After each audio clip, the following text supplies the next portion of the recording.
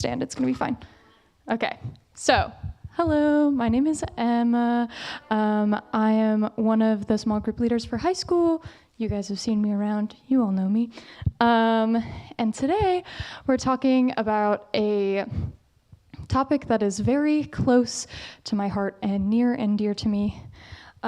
Mostly we're talking about this because if you remember back in the beginning of July, we had a wonderful leader panel where we were asked a bunch of questions to answer, and one of them was, why do we suffer? Or why do bad things happen to good people? And this is a question that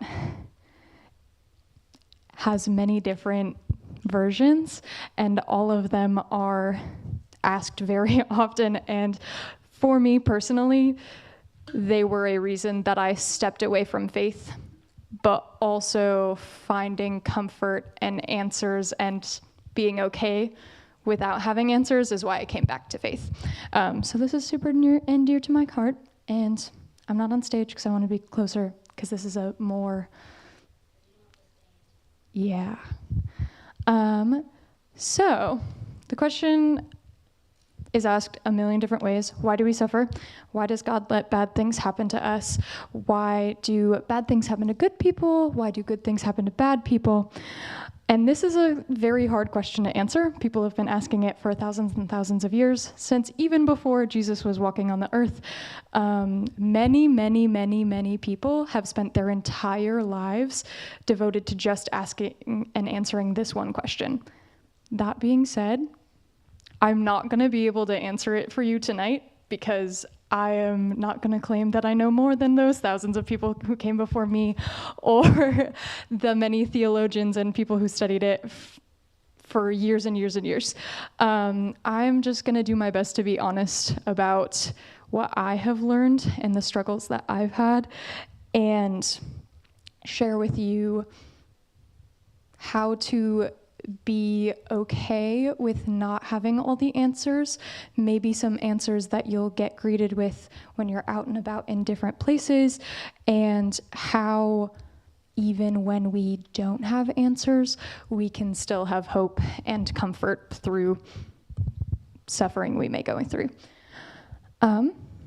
So I would like to start that by discussing some explanations you're going to come to finding in the world, whether it be in churches, in other youth group services. When I was your guys' age, I went to a lot of different discussions and a lot of small groups on suffering because my family was invited to a lot of them because from the time I was really little, my dad has been sick with a brain disease that no one really knows what happens. No one knows where it came from. So a lot of people were like, let's get them in some classes about suffering. So I'm going to share with you what I've learned and how people try to explain suffering. With all of these, there's the side of sometimes these explanations can be really helpful to you. And if they're really helpful to you, great. I love that. Expand on that. And sometimes they're really harmful if we don't take the time to discuss them. And if we just give them as a one-off answer, they can do a lot more harm than the good we intend them to do. So, jumping right into it, sometimes you'll hear that suffering is caused by sin in the world. Now, this can be explained in the way that we live in a fallen world ever since Adam and Eve, sin entered the world. And so now we have things like man-made suffering. We have things like hurricanes and storms and diseases. And that is a way to explain it away. But on the other side of that, you have to be very careful because sometimes people read that as, well, your sin caused what you're going through. Well, it's because you didn't pray hard enough. And if you just prayed hard enough, God would answer you and God would provide you a miracle. When miracles do exist and they do happen, but they don't happen for everybody. And we never will really know why that's the case while we're on this side of heaven. So it's really hard to be going through something and pass the 5-year mark and pass the 10-year mark and pass sometimes 15 years and not have the miracle, even though you've prayed, even though you've gone to every worship service, you've done everything right. So my encouragement to you is to not dwell in the fact that it's your fault, because most of the time you didn't do anything wrong. Like, there are actions to consequences, sure, but oftentimes deep suffering and terrible things that happen to us are not our fault. Another one that people love to say is, it's all part of God's plan and everything happens for a reason. Now, when I was your guys' age, this one was my favorite. I felt that in the core of my being, and it was everything that got me through all of the hard stuff. And then I hit my freshman year of college, and everything that I had been through up until that point was still a lot, but then things took a shift to the worse. And not only was I dealing with all of that, but new things kept coming, and they just wouldn't stop. It's one thing to have time to process suffering and pain. It's another thing when they just keep happening, and you're searching for the answer, and you're searching for, what is the plan? What is the reason? There has to be a plan. There has to be a reason, and that's all you're hearing from everybody. And in the grand scheme of things, that's true, right? Everything's happening for a reason. But that's not super helpful when you're in it to be able to look out and be like, oh, this is all working together for my good and the glory of God. So if you have friends and you're going with that side of it, help them through finding maybe what the reasons are, because maybe we don't understand the reasons, and that's okay. And this is, again, comes back to the being okay with not having answers, but it is sometimes very hurtful to be in the middle of a storm when you're losing loved ones and people go on hospice and you're nursing home shopping and everyone's like, it's all God's plan. Well, why is it God's plan? This doesn't make any sense to me. I'm 19 years old and I'm trying my best to make sense of the world, and this doesn't feel like a plan of a good, loving God. Like, why would he do this? And it's okay to have those feelings. And it's okay to find comfort in that it's all part of a plan. The natural progression of it all being part of God's plan is that suffering builds character in yourselves and those around you, which on the other side of suffering, you can look back and see. My favorite quote from when I was like my freshman year of college and everything was going okay was, well, if I didn't go through that, would I be the same person I am today? And the answer is no. But who's to say if things shaped out differently, I wouldn't have been a kinder person or a more loving person or all of these different things. So, now those are some answers. My answer that I shared a couple weeks ago is that in order for us to know when it's good, we also have to experience the bad. And that also has its negatives and its draws. That's what's bringing me the most comfort right now in this season of life, but it's okay if that doesn't to you. The whole point of me listing all of these and the pros and the cons and the negatives and the pluses is that you know that this is a uniquely personal journey that you can discuss with other people.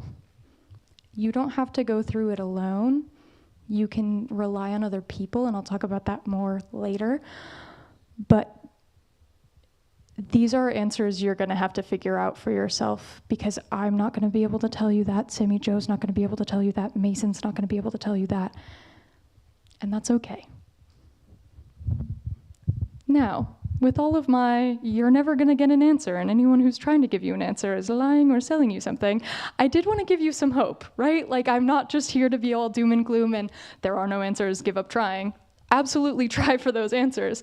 But hopefully I can give you a little bit of hope to get through whatever suffering you're going through. Because the truth is, we all suffer, and we all suffer in different ways, and that doesn't make anybody's suffering greater than or less than just because it's different. Now, I ripped some of these directly from the internet because I liked them so much, but I was reading an article while I was preparing for this that broke it down and said, we have to, in times of suffering, learn how to suffer well. So where are we going to draw those places of comfort from? Who are we going to lean to? What lessons are we going to learn? And that takes practice, right? We're not going to get it right the first time. And it took me years. And like I said, I walked away from my faith. I came back to it. We're growing. It's a process. But they said that we have to learn how to pray our pain, sing our sorrows, and then lean on the comfort of community. And I like them because they all start with same letters, so they're easy to remember. So we'll start with praying our pain. In the Bible, we see lots of examples of what it means to pray our pain. We see it in Job, which is a really wonderful book to study if you're wanting to dive into the problem of suffering, where this man loses everything: his kids, his house, his livelihood, and then he's afflicted with sores and all of the gross, nasty things that come with that. So there's a lot of him crying out to God and saying, I literally don't know what to do. I'm so lost, and I wish you would just make it all go away, because what is the point? And there's a lot of examples in the Psalms about people crying out to God and just naming your pain and bringing it to God. And probably the best example of this is in Matthew 26 from Jesus. He is getting ready to be betrayed and taken into the custody of the Romans, and he goes into the garden to pray, and he said to the people he brought with him, he said to them, "My soul is overwhelmed with sorrow to the point of death. Stay here and keep watch with me." And then going a little farther, he fell with his face to the ground and prayed, "My Father, if it is possible, may this cup be taken from me, yet not as I will, but as you will." A lot of the times we see this verse as a not my will be done, but your will be done. But I think it's also such a great example of praying in our pain, being angry, being heartbroken.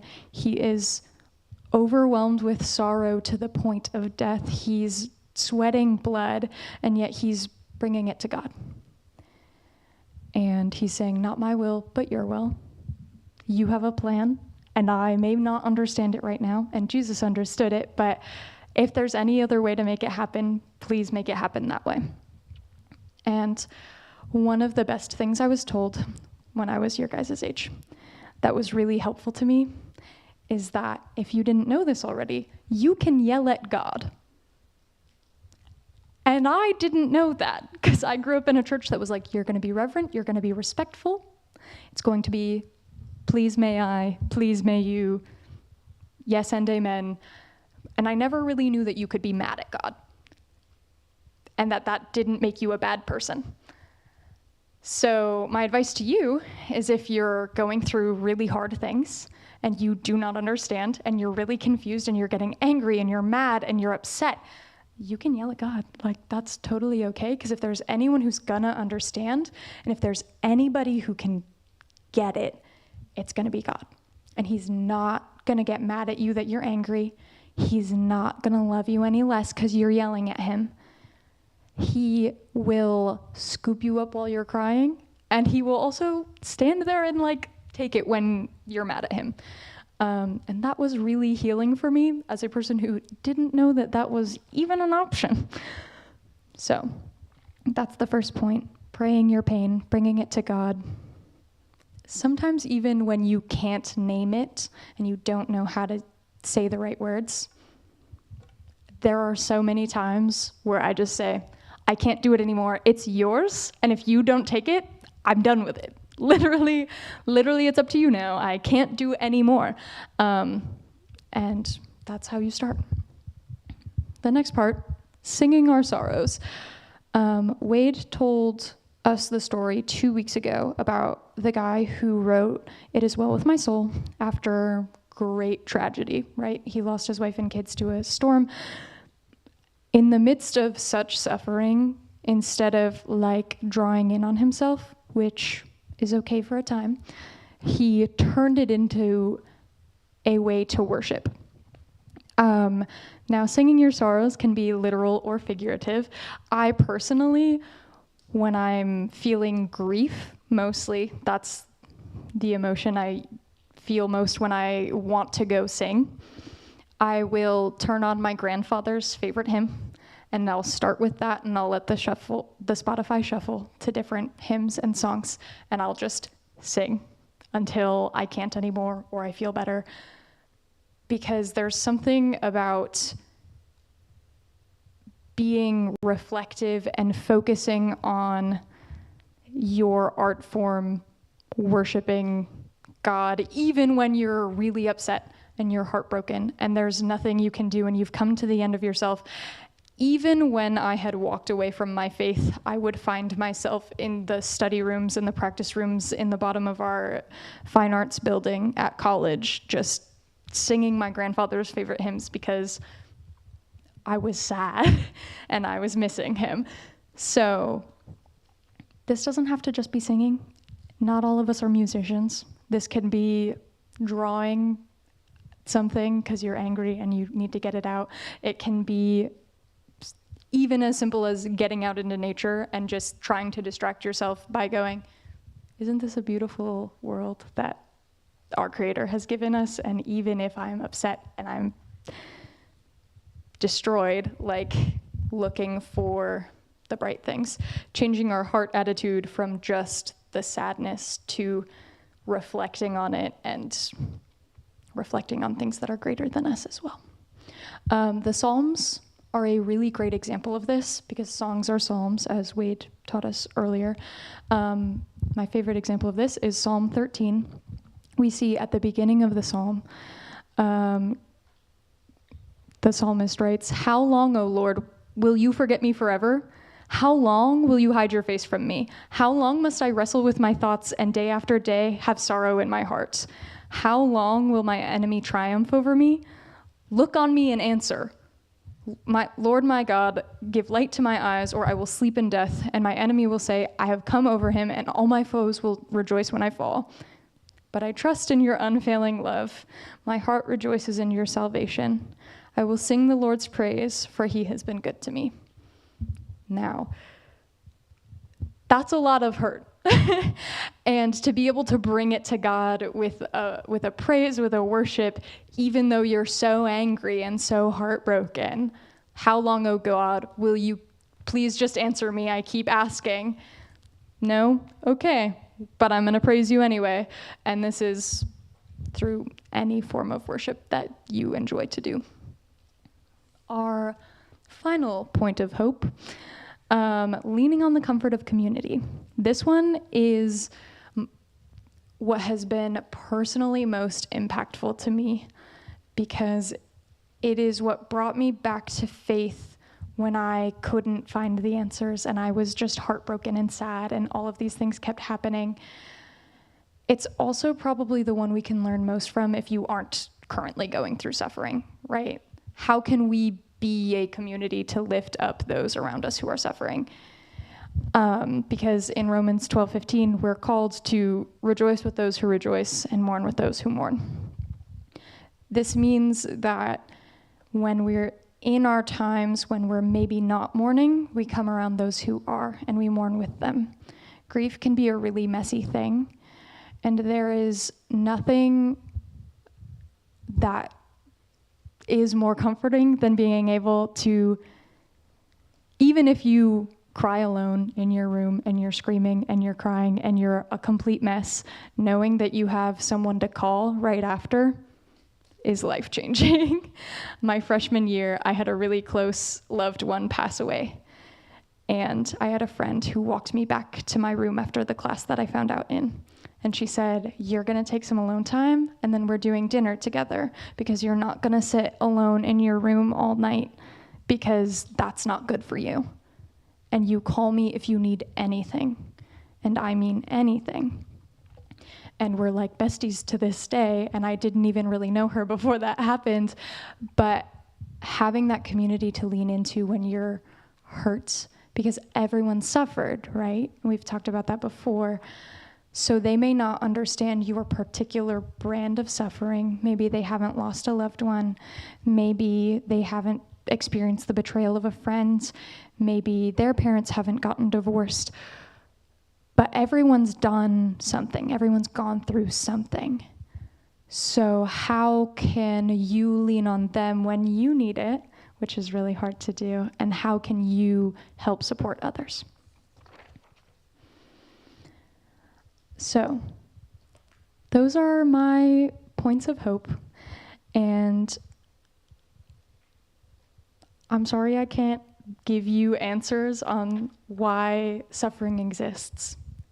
And I hope that this is an encouragement to you to do that work on yourself and like have those conversations with God.